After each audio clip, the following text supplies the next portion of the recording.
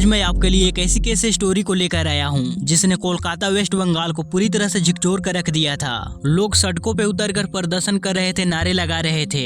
इस केस के अंदर जब तक अपराधी को फांसी न मिल गई तब तक लोग शांत नहीं हुए, मगर फांसी की सजा होने के बाद अपराधी से जुड़ी कुछ ऐसी सच्चाइयां बाहर आई जिसने लोगों को दो भागों में बांट दिया। एक तरफ कुछ लोग बोल रहे थे कि वो अपराधी था, दरिंदा था, उसके साथ जो हुआ वो बिल्कुल सही हुआ, उसे फांसी ही होनी चाहिए थी। लेकिन दूसरे तरफ का लोगों का कहना था कि वो बेगुनाह था, उसे किसी ने फंसाया था, उसने इस क्राइम का अंजाम नहीं दिया। मगर सच्चाई क्या है, मैं आपको इस वीडियो में डिटेल में इस वाकया को एक्सप्लेन करूंगा। जी हाँ, मैं बात कर रहा हूँ धनंजय चटर्जी केस के बारे में। ये कहानी शुरू होती है वेस्ट बंगाल की राजधानी कोलकाता से। कोलकाता में ही एक जगह है भवानीपुर, वहाँ आनंद नाम का एक अपार्टमेंट है। इसी अपार्टमेंट के तीसरे मंजिल पे एक परिवार रहता था। इस परिवार का मुखिया का नाम था नागर दास पारेख। इनकी पत्नी का नाम था यशोमती बेन। नागर दास और यशोमती के दो बच्चे थे, एक बेटा भवेश पारेख और एक बेटी हेतल पारेख। 1987 में ये परिवार गुजरात से आकर कोलकाता भवानीपुर में रहने लगे। नागर दास का एक ज्वेलरी बिजनेस था जो कि कोलकाता में बहुत ही अच्छा खासा चल रहा था। इनकी बेटी Hetal Parekh Weyland Goldsmith नाम के एक स्कूल में पढ़ाई कर रही थी, जो कि ये स्कूल बो बाजार कोलकाता में पड़ता है। मैं आपको पारेख परिवार के बारे में तो बता दिया, अब मैं आपको इस कहानी के एक अहम किरदार के बारे में बताता हूँ। 1987 में ही इस आनंद अपार्टमेंट में एक सिक्योरिटी एजेंसी के जरिए एक सिक्योरिटी गार्ड को हायर किया जाता है और इस शख्स का नाम था धनंजय चटर्जी। इसका जन्म वेस्ट बंगाल के कोलोदेही नाम के जगह पर हुआ था। इस शख्स ने 1987 में पारेख परिवार को यहाँ आने से पहले ही अपनी ड्यूटी ज्वाइन की थी। ये मॉर्निंग शिफ्ट में ड्यूटी करता था, सुबह 6 बजे से लेकर दोपहर के 2 बजे तक। अब सब कुछ सही चल रहा था, धनंजय अपना अच्छे से ड्यूटी करता। उधर पारेख परिवार का भी फैमिली हंसी खुशी से रह रहे थे। पिता और भाई ज्वेलरी का बिजनेस को संभालते थे, माँ हाउसवाइफ थी और बेटी स्कूल में अपनी पढ़ाई कर रही थी। धनंजय 1989 में एक लड़की से शादी कर ली। लड़की की नाम थी पूर्णिमा। ये लड़की आंगनबाड़ी में एक वर्कर के तौर पे काम करती थी। इसकी सैलरी 1200 रुपए पर मंथ थी। धनंजय ने इसे बोला कि मैं बीएसएफ का जवान हूँ। ये बोलकर उसने पूर्णिमा से शादी की। लेकिन शादी होने के कुछ महीनों के बाद पूर्णिमा को मालूम पड़ता है कि धनंजय तो किसी अपार्टमेंट में सिक्योरिटी गार्ड का जॉब करता है। मगर अब तो शादी हो चुकी थी तो पूर्णिमा को इसी सच्चाई के साथ मजबूरन धनंजय के साथ रहना ही पड़ता है। इसके बाद पूर्णिमा सब कुछ भुलाकर वो धनंजय के साथ खुशी खुशी रहने लगी। अब 1990 का साल शुरू हो चुका था। धनंजय उस अपार्टमेंट में सिक्योरिटी गार्ड के तौर पे काम करता था। वहीं पारेख परिवार की लड़की हेतल पारेख क्लास 10वीं में पढ़ाई कर रही थी। मार्च महीने के आसपास इसका बोर्ड्स का एग्जाम शुरू हो गया। सुबह 7:30 बजे ये घर से निकलती थी एग्जाम देने के लिए। इसका आईसीएसई बोर्ड का एग्जाम था। दोपहर 1 बजे तक ये घर वापस चली आती। 1 या 2 मार्च को जब हेतल पारेख अपने घर आती है तो वहाँ अपनी माँ को कहती है कि नीचे जो सिक्योरिटी गार्ड है वो मुझे गंदी नजर से देखता है और मुझ पे वो मुझे गंदे गंदे कमेंट करता है। उसकी माँ अपनी बेटी के बातों पे ज्यादा ध्यान नहीं देती। 3 मार्च को भी हेतल पारेख अपना एग्जाम देकर जब घर आती है तो वह यही बात फिर से अपनी माँ को कहती है। जब ये आ रही थी तो सिक्योरिटी गार्ड ने इसे बोला कि चलोगी मेरे साथ पिक्चर देखने। इस बार हेतल की माँ को थोड़ा अजीब लगता है। शाम के समय जब उसके पिता आते हैं तो वो सारी वाकया हेतल को पापा को बताते हैं। अब ये सारी वाकया सुनने के बाद नागर दास को बहुत ही ज्यादा गुस्सा आता है और वह उसी समय जाकर सोसाइटी हेड के पास कंप्लेन कर देते हैं। सोसाइटी की कमेटी कंप्लेन को देखकर एक्शन लेती है और 4 मार्च को धनंजय का ट्रांसफर किसी दूसरे जगह पे कर दिया जाता है। 5 मार्च को नए सिक्योरिटी गार्ड को आनंद अपार्टमेंट्स में आना था और धनंजय को यहाँ से किसी दूसरे जगह पे जाकर काम स्टार्ट करनी थी। अब 5 मार्च 1990 का दिन शुरू होता है। इस दिन धनंजय को किसी दूसरे जगह पर जाना था। सुबह के 6 बजे धनंजय इस अपार्टमेंट में आता है और यही आनंद अपार्टमेंट्स में ही अपनी ड्यूटी शुरू कर देता है। मतलब कि धनंजय किसी दूसरे जगह पर नहीं गया ड्यूटी करने। अब पारेख फैमिली की बात करें तो सुबह में ही नागर दास और उसका बेटा काम पर चले गए। सुबह 7:30 बजे तक बेटी हेतल भी अपने एग्जाम देने के लिए चली गई। माँ घर पे थी। दोपहर 1 बजे तक हेतल अपना एग्जाम देकर वापस घर पे चली आती है। अब सब कुछ सही चल रहा था।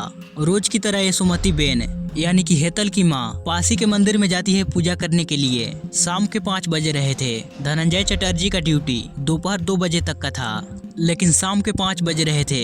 ये अपने घर नहीं गए। नाइट शिफ्ट वाले भी सिक्योरिटी गार्ड आ चुके थे। धनंजय ऑफ ड्यूटी हो चुके थे।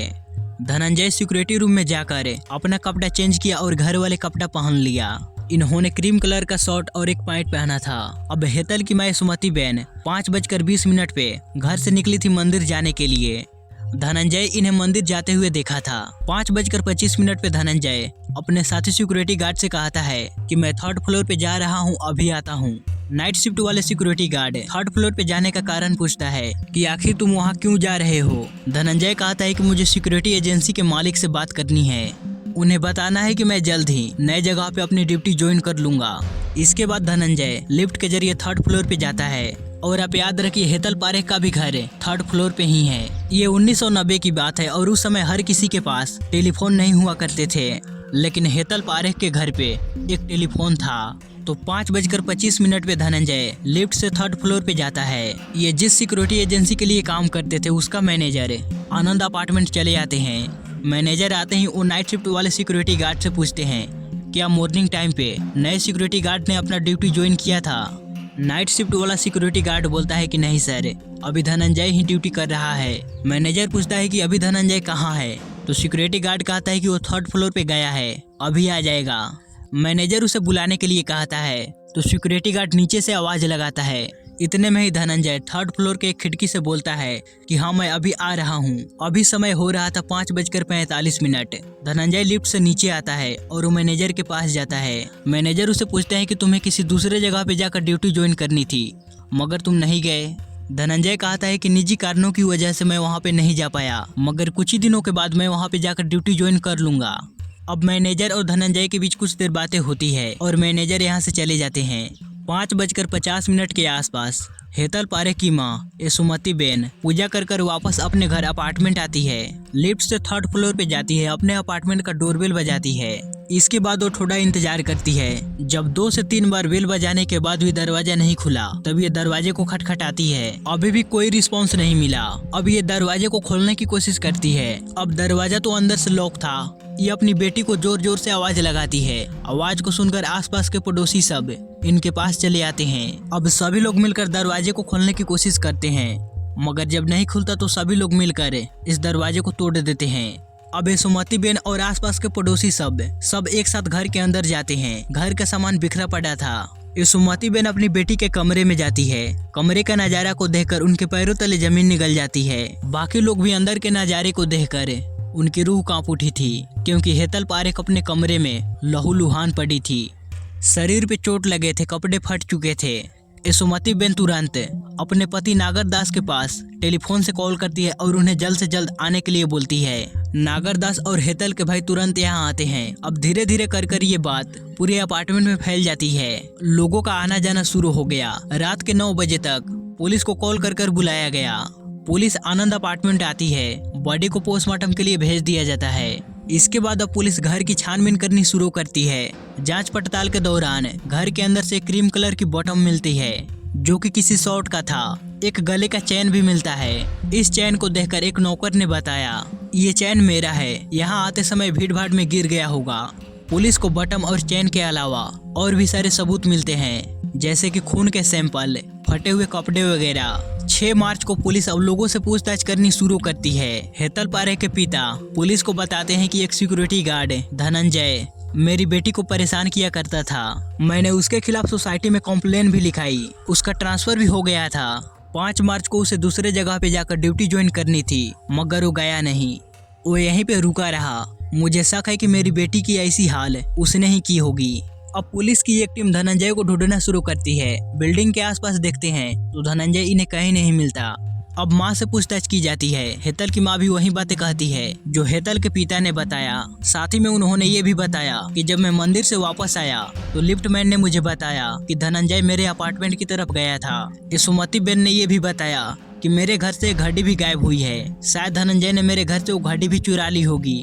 अब लिफ्टमैन से पूछताछ की जाती है। वो बताता है कि 5:45 पे मैंने धनंजय को ऊपर से नीचे आते हुए देखा। पुलिस से पूछती है कि वो ऊपर कितने बजे गया था, तो लिफ्टमैन बताता है कि मुझे मालूम नहीं, क्योंकि मैं उस समय वॉशरूम में गया था। अब यहाँ पे गौर करने वाली बात यह है कि लिफ्टमैन ने हेतल की मां यानी कि सुमति बेन को बताया था कि मैंने आपके अपार्टमेंट में धनंजय को जाते हुए देखा था, लेकिन यहाँ लिफ्टमैन तो खुद ही बता रहा है कि धनंजय जब 3rd फ्लोर पे गया तो मैं उस समय वॉशरूम गया था, मैंने उसे नहीं देखा। इसका मतलब यह है कि हेतल के मां ने झूठ बोला था। अब पुलिस नाइट शिफ्ट वाले सिक्योरिटी गार्ड से पूछताछ करनी शुरू करती है। ये बताता है कि 5:25 पे धनंजय 3rd फ्लोर पे गया। हमारे सिक्योरिटी एजेंसी के मैनेजर जब यहाँ पे आए थे तो मैंने धनंजय को आवाज लगाया। उस समय 5:45 हो रहे थे। वो तुरंत ही नीचे आ गया। अब सिक्योरिटी गार्ड के उस मैनेजर को आनंद अपार्टमेंट बुलाया गया और उसे पूछताछ की गई। अब मैनेजर से पुलिस को और भी सारी जानकारी मिली धनंजय के बारे में। मैनेजर ने बताया कि 5 मार्च को धनंजय को किसी दूसरे जगह पे जाकर ड्यूटी ज्वाइन करनी थी, लेकिन वो नहीं गया। उसके कुछ पर्सनल कारण थे। उसके घर पे किसी बच्चे की जनेऊ संस्कार की पूजा थी। उसे 5 मार्च को रात के समय अपने गांव जाना था। उसने सुबह में ही अपनी बैग पैक की और उसे लेकर ड्यूटी पे आ गया था। उसका प्लान था कि यहीं से वो कपड़े बदल कर सीधा गांव के लिए रवाना हो जाएगा, लेकिन गांव जाने में अभी थोड़ा टाइम था, इसलिए वो बिल्डिंग में ही रुक गया। फिर वो किसी थिएटर में मूवी देखने के लिए गया और उसके बाद वो अपने गाँव के लिए रवाना हो गया। इधर पोस्टमार्टम की रिपोर्ट आई तो मालूम पड़ा कि पूरे शरीर पे 21 चाकू के निशान हैं, मगर ये सब करने से पहले उसका गला घोटा गया। डॉक्टर को सेक्सुअल इंटरकोर्स का भी निशान मिला। चाकू के निशान के अलावा और भी सारे कई जख्म थे। किन किन जगहों पे चाकू से अटैक किया गया आप इस पिक्चर में अच्छे से देख सकते हो। 5 मार्च को ये कांड हुआ था और 12 मई को यानी कि 2 महीनों के बाद पुलिस धनंजय के गाँव जाकर उसे अरेस्ट कर लेती है।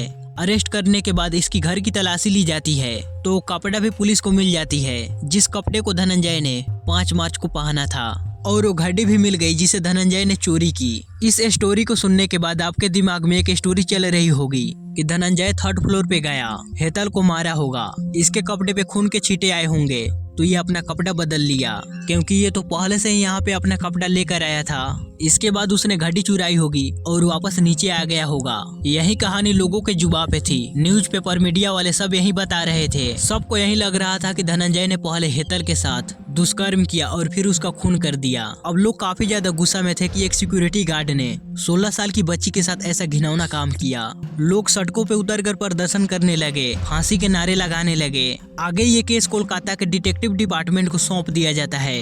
धनंजय के खिलाफ चार्जशीट तैयार की जाती है। कत्ल और चोरी के इल्जाम इसके ऊपर लगाए जाते हैं। चोरी इसलिए क्योंकि इसने घड़ी चुराई थी। पुलिस को क्राइम सीन पे जो एविडेंस मिले थे वो सब सर्कमस्टेंशियल एविडेंस थे।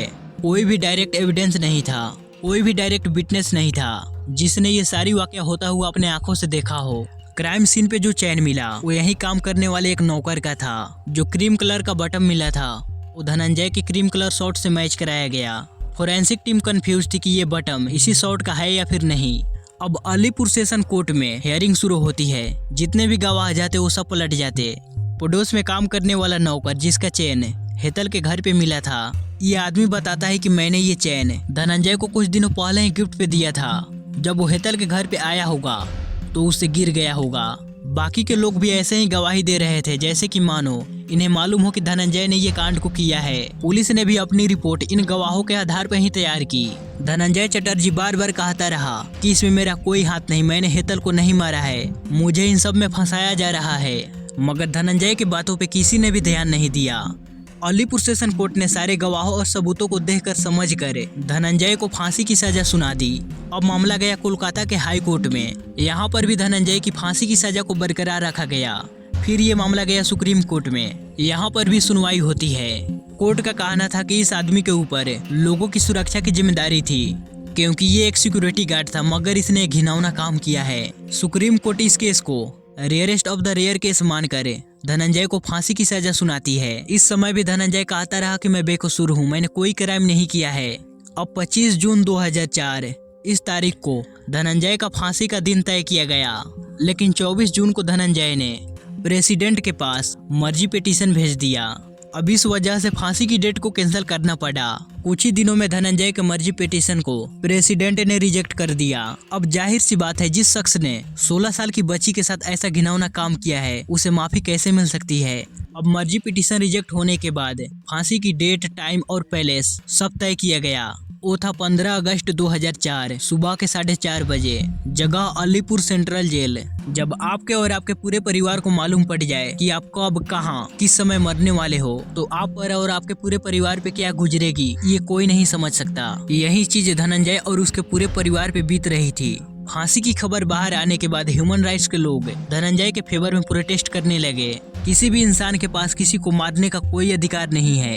धनंजय के लिए बहुत सारे लोग प्रोटेस्ट कर रहे थे, लेकिन इन प्रोटेस्ट का किसी पर भी कोई असर नहीं हुआ। 15 अगस्त 2004 का भोर होता है। 3:30-4 बजे के करीब जेल के स्टाफ धनंजय को उठाते हैं। धनंजय को नहलाया धुलाया जाता है, नए कपड़े पहनाए जाते हैं। इसके बाद धनंजय को फांसी देने वाली जगह पे ले जाया जाता है। जाते समय धनंजय एक पुलिस स्टाफ से पूछता है, क्या मेरे मरने के बाद इस केस का इन्वेस्टिगेशन चलता रहेगा और असली गुनहगार पकड़ा जाएगा? इस पे पुलिस स्टाफ कुछ नहीं बोलता। धनंजय को फांसी देने वाले कमरे में ले जाया जाता है। यहाँ पे डॉक्टर्स भी मौजूद थे। धनंजय को जल्लाद के हवाले सौंप दिया जाता है। जल्लाद का नाम था नाता मलिक। ये 84 साल के थे।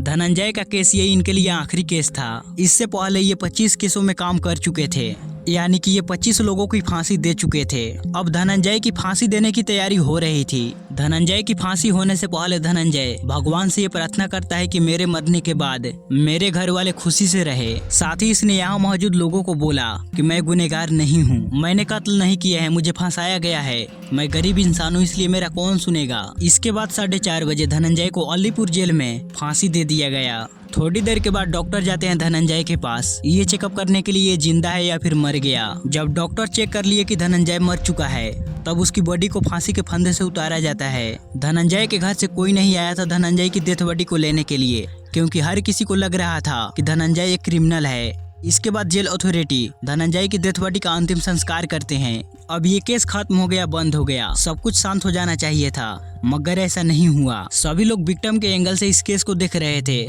मगर कुछ लोग ऐसे भी थे जिन्होंने सोचा कि क्यों ना इस केस को एक बार धनंजय की एंगल से देखे। कुछ जर्नलिस्ट सामने आते हैं और ये लोग इस केस की बहुत ही गहराई से इन्वेस्टिगेशन करते हैं। अब आप लोग इनकी बातों को ध्यान से सुनिएगा। धनंजय ने एक इंटरव्यू में बताया था कि मैं 3rd फ्लोर पे जरूर गया था, मगर हेतल पारेख के कमरे में नहीं गया। लोग इसे कभी कभार मेंटेनेंस के लिए बुला लेते थे।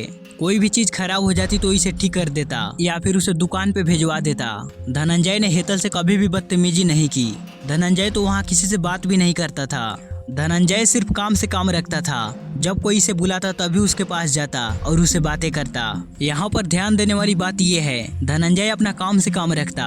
अगर हेतल को सिक्योरिटी गार्ड से दिक्कत थी तो उसने अपना दरवाजा क्यों खोला? उसे तो अपना घर का दरवाजा नहीं खोलना चाहिए था। 5:25 से 5:45 तक 20 मिनट का समय था। अब देखा जाए तो धनंजय के पास सिर्फ 20 मिनट थे। 20 मिनट के अंदर धनंजय लिफ्ट से ऊपर गया, हेतल के कमरे में गया, उसके साथ उसने दुष्कर्म किया। वो विरोध तो जरूर करेगी, पोस्टमार्टम में भी ये कंफर्म किया गया कि उसने विरोध की थी। इसके बाद उसने उसके शरीर पे 21 बार चाकू से हमले किए। धनंजय के शरीर पे खून भी आया होगा, तो उसने अपना कपड़ा भी चेंज किया होगा। जैसे ही नाइट शिफ्ट वाले सिक्योरिटी गार्ड ने आवाज लगाई तो धनंजय खिड़की के पास एक खिड़की से बोला कि हाँ मैं जल्द आ रहा हूँ, जिसके बाद वो तुरंत नीचे चला गया। अब गाइज आप ही लोग बताओ कि 20 मिनट के अंदर धनंजय इतना कुछ कैसे कर सकता है? पोस्टमार्टम में शारीरिक संबंध की बात को मेंशन किया गया था, लेकिन ये दुष्कर्म है। डॉक्टर को ऐसा नहीं लगा, क्योंकि दुष्कर्म में जो इंजरी होती है वो हेतल के शरीर पे नहीं थे। इसका मतलब है कि ये हेतल के मर्जी से हुई होगी। लोगों ने मान लिया कि धनंजय ने हेतल के साथ दुष्कर्म किया, जबकि पोस्टमार्टम में दुष्कर्म को लेकर ऐसी कोई जिक्र नहीं थी और न ही कोर्ट में दुष्कर्म की बात को लेकर कोई बहस हुई थी। हेतल के नाखून में दूसरे के खून और स्किन मिले थे। उसके डीएनए से धनंजय का डीएनए मैच नहीं हुआ। उस कमरे में धनंजय की होने का एक भी सबूत नहीं मिला। उस कमरे में धनंजय का फिंगरप्रिंट तक नहीं मिला। डॉक्टर ने धनंजय के शरीर की जांच की, उसके शरीर पे कोई भी खरोच नहीं था। अब हेतल ने विरोध की थी तो धनंजय के शरीर पे खरोच आनी चाहिए थी। धनंजय की शॉट की भी जांच हुई। क्राइम सीन पे जो शॉट का बटन मिला था वो धनंजय के शॉट से मैच हुआ या नहीं वो भी कंफर्म नहीं हुआ। शॉट्स के ऊपर से भी किसी भी तरह का खून का अंश नहीं मिला। जब चोरी की गाड़ी मिली तो हेतल के माँ बाप पहचान गए कि ये हमारी ही गाड़ी है। जिस दुकान से ये लोग गाड़ी को खरीदे थे, पुलिस उस दुकान पे जाती है गाड़ी की बिल को चेक करने के लिए। दुकानदार उस बिल को चेक कर बताता है बिल में गाड़ी का सीरियल नंबर लिखा था। ये सीरियल नंबर उस चोरी की गई गाड़ी से मैच नहीं हुआ। मॉडल तो सेम थे मगर सीरियल नंबर अलग अलग थे। इसका मतलब ये कि गाड़ी धनंजय की यानी कि उसकी खुद की थी। जब गाड़ी मिली उसे कोर्ट में पेश किया गया तो पारेख फैमिली उस गाड़ी को अपनी गाड़ी बताकर उसे वापस करने की मांग करने लगे कि ये गाड़ी हमारा है, हमें वापस कर दीजिए। पुलिस गाड़ी देने से मना कर दी। जब कोर्ट की हेयरिंग होती थी तो हेतल की माँ कभी कोर्ट में आती थी, कभी नहीं आती थी। इस केस के सिर्फ 6 महीने के बाद ही हेतल के माँ, उसके पापा, उसके भाई यहाँ जमाया बिजनेस भी अपना सब कुछ छोड़ छाड़ कर मुंबई चले गए। अब यहाँ सवाल उठता है कि केस के दौरान इन्हें कोलकाता छोड़ने की वजह क्या रही होगी। कत्ल के बाद उसकी माँ बॉडी को अपने गोद में लेकर लिफ्ट से नीचे आती है। लिफ्ट में ही डॉक्टर ने हेतल को मारा हुआ घोषित कर दिया। पिताजी और भाई भी यहीं पे आए। फिर ये अपने अपार्टमेंट में वापस चली जाती है बॉडी को लेकर। कत्ल के 3 घंटे के बाद पुलिस को बुलाया जाता है। तब तक काफी सारे सबूत खराब हो चुके थे। लोगों का आना जाना चल ही रहा था। कोर्ट में जितने भी लोगों ने गवाही दी थी उनकी धनंजय से नहीं बनती थी, क्योंकि धनंजय ने इनके खिलाफ कंप्लेन सोसाइटी में कराई थी। और इस केस का मोटिव तो आपको याद ही होगा। बाप ने सोसाइटी में कंप्लेन कराई, सिक्योरिटी गार्ड का ट्रांसफर हो गया और इसी का बदला लेने के लिए धनंजय ने ये कांड किया। लेकिन सोसाइटी में जो रिपोर्ट लिखाई गई थी वो कोर्ट में कभी भी पेश नहीं हुई, ताकि कोर्ट में ये प्रूफ हो सके कि धनंजय इस कांड को अपने बदले के लिए किया। आप लोगों को इस केस पे क्या कहना है कमेंट सेक्शन में जरूर बताइएगा। और इसी के साथ ये वीडियो यहीं पे समाप्त होती है। आप इस वीडियो को लाइक, शेयर और इस चैनल को जरूर सब्सक्राइब कीजिएगा। मिलते हैं अगले वीडियो में। Thank you.